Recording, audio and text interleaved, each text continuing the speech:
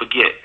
And there's other drugs that they can give them to make them forget everything that happens after a certain event. So of course, during the MK Ultra experiments, it was documented that different commands were given under stressful circumstances or situations, and these types of drugs were given to make the person forget what command they were supposed to react to. So it's quite feasible that somebody could be given a command and would just act on that command, not knowing what anything that happened in their programming. You know what amazes me, though, Brother Andre and Sister Shabazz, how we have social scientists, but in college, I never heard anything from black, and I went to Southern University in LSU. I never heard anything about the power of social engineering. And as black people, I've never heard us attempt, really, to use social engineering techniques in order to raise our people to a higher level of consciousness. Why do you think our psychologists and psychiatrists don't get together with musicians, with farmers, with certain politicians, and try to come up with a social engineering project for our people? Why do you think we don't do that, Sister Shabazz? And I do want to let you know, too, before I answer, that we do have one other caller on the line. But you know what? I think because most of our certified psychologists have been trained by white people, and of course white people are not going to train them to do anything good, and they're not going to do anything outside of what they're taught by white people. But I would say that we have seen social engineering used to uplift our people, and that would be the Nation of Islam itself. Good point. I concur. Thank you. Good point. Yes, ma'am. Yes, ma'am. Brother Andre, you want to respond, or you want to let our caller get in? Well, I was going to say the exact same thing, but I would just add to it. Of course, it would be the financial impact. If somebody tries to socially engineer us in the right direction, like Francis Cress Welsing, they don't get the big time Ivy League position. No, that they're pushed to the back. So a lot of our professional psychologists don't want to be relegated to the back, so they go along to get along. That's right. Caller, welcome to the Southbound Lane with Sister Shabazz and Brother Andre and Brother Louis Ali. How you doing? Fine. Am I on? Yes, ma'am. You're on. Oh, Thank you for calling in. My name's Warrior Woman. I just wanted to listen in, and I think because everyone has been programmed through the white educational system not to have time to think for ourselves. And because a lot of us that are revolutionary or movement people that see that the government has always been wrong and has always tried to manipulate us as workers and as slaves. And so we see them, the lack of sleep on an airplane, and how to manipulate your brain. So, you know what I mean? So we know that, and, we know that's why we had moved away, so that we will have the simplicity of traditional value.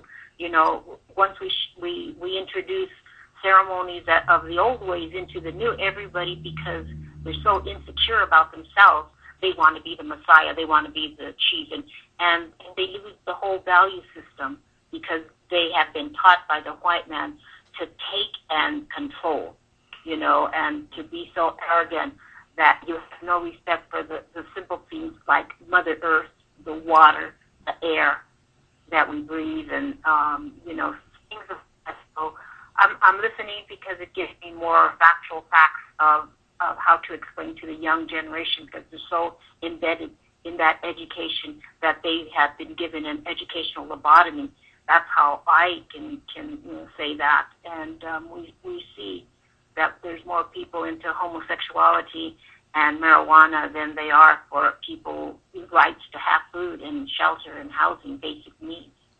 Mm-hmm. That's all. Sister Warrior Woman, we're so honored that you would call in this afternoon. You're going to have to come back on the show with us again. But I would like to ask you a question, if you don't mind. Sure. We know that they have never really wanted us to reproduce or to be productive. Are you telling our listening audience that they actually attempted or to sterilize Native American sisters? Could you elaborate a little bit on that? In the 70s, in the early 60s through the 70s, the late 70s, they sterilized 52% Indian women and 46% Indian men. So there was, because what happens is the United States put the Indians on worthless land called reservations. Now they want that worthless piece of land because that's all the resource left under it.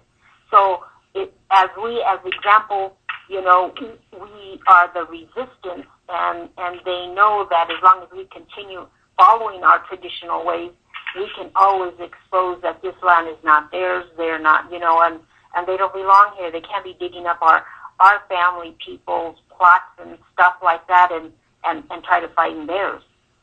So they've always tried to kill us. That's how come I keep telling people, if you look at certain leadership, they look like they came out of a mental institution, and they're programmed to come out and pick the weak ones and then, show them to a direction. So it's mind control is real heavy. Traveling to Libya, they used a lot of that on us, but to us it's just like knock me down. If you don't shoot me, then I keep on going, Right. So there's sound waves. There's, there was a group, they were called Afrocentric, and I was talking to someone about, we went to a conference in Northern California talking about bringing food to the indigenous people in California from Alaska. And when we came back, our dog was dead. He was scared to death. His teeth were up. He wasn't shot. There's no shots, no nothing. And that's when somebody handed me that book of the sound waves. That's why the young kids, when they hear music, that's why they control our music, because then it attracts and makes our hormones go crazy in terms of searching for sex instead of that love and compassion, and that's why people dance on the floor on glass and stuff like they're having sex, So we see our youth, that are now committing suicide. They're the smartest children. They have A's in all their classes. But because they know that the society is wrong, they can't deal with it. So it's a form of genocide. Your culture, your language, genocide has always, been happening. They call it different things in different nations, like ethnic cleansing. Wow. So I think that's why I think that there should be a summit with indigenous and black people with same mind, with stuff like that we can work to preserve what little we have left. Well, wherever it is, we're there. I can tell you, everybody from War on the Horizon, we really admire you for your courage and for your strength. You are an inspiration to us because there's nothing better and more inspiring for a young man to have women who don't love the enemy. It's nothing more appalling than for us to be out here and to have some woman stand up and say, y'all need to leave that alone and y'all need to love the enemy. But over the years, I've watched you. You always on this enemy, and we thank you for that, sister. What keeps your spirit going? What water fountain are you drinking out of to keep your spirit like that all of these years? I've always had revolutionary leaders, Kwame Ture, people who rode with Zapata during the, 17-something or 18, when they had Villa and Zapata.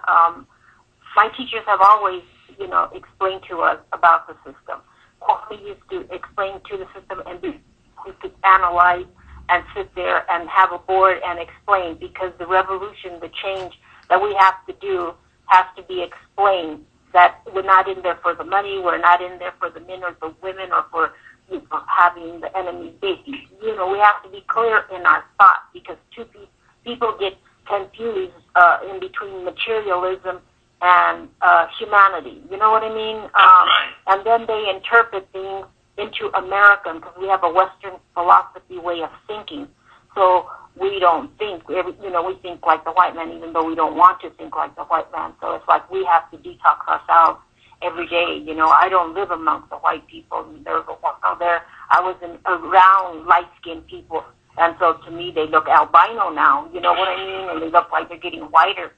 And it's because I don't associate. And when you don't associate, you don't talk the same language with them, That's right. It's just like we've been trained to cater to be our needs for them, instead of for ourselves, and then when we want for ourselves, we want what they have. What is it that they have? Nothing. Yeah. Yes, ma'am. Until we realize that, then we can move forward as a people. Yes, ma'am. Well, sister, But somebody's got to make that step. That's why I said people that I associated with and that I wanted to be around my children, because once you're gone, then what's your children going to do if they're not around the people with the same mind? That's why I said I wanted Khalid Muhammad's son to at least meet my daughter, so they, somewhere in the future, they know, because their minds were always focused on forward, not sucked into that system. We're coming up on, and I hadn't felt the same since really October the 19th, actually, when our brother Gaddafi was taken away. It's just like I hadn't felt the same, We're almost a year from that now. Could you tell me maybe some of your sentiments before we let Brother Andre and them close it out? Sister Shabazz, can we take a little time to answer these questions? Sure. What are you feeling since that happened last year? The first thing was I did want to believe it, because there was no one that came and told us, because we've been in contact from over there. I thought maybe the black community would stand up, because Gaddafi had opened his country for us as people trying to preserve our way of life, and the white man's always trying to kill us and, miseducate us to continue to be slaves. So when they showed the man that they killed, it didn't look like Gaddafi. A lot of us, what he looks like. And even the Libyan people said, after, Hillary was out here talking about that we went, we came, we killed, whatever. They didn't kill him. He's still alive, and we try to tell people that he's still alive, and people don't believe us. So I wonder what happened to them. They took the money and support and help from Gaddafi and the Libyans, and then when it was time for us to stand up, they didn't. They did a little march, and that was it, And then now they were killing all the black people, saying, they're like a militia or a military, and our black people in the United States didn't stand up again, So to me, Gaddafi is still alive until I hear it. And who in their right mind would want someone to sodomize Gaddafi's impersonator with a gun up his anus, Who would want those kind of people to control your country? That's right.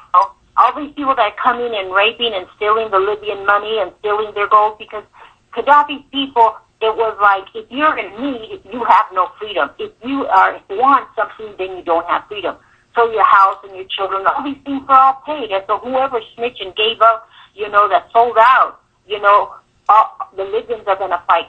And, and it may take some time, but I say there is no more revolutionary people in this country, They all have jobs, and as long as they work for the white man, they're going to die with the white man, So to me, it's like Gaddafi will never die, because he's got the green book that tells you a way to live without any type of slavery, and because we are caught up into the white people's lifestyle of imperialism, that's how we think.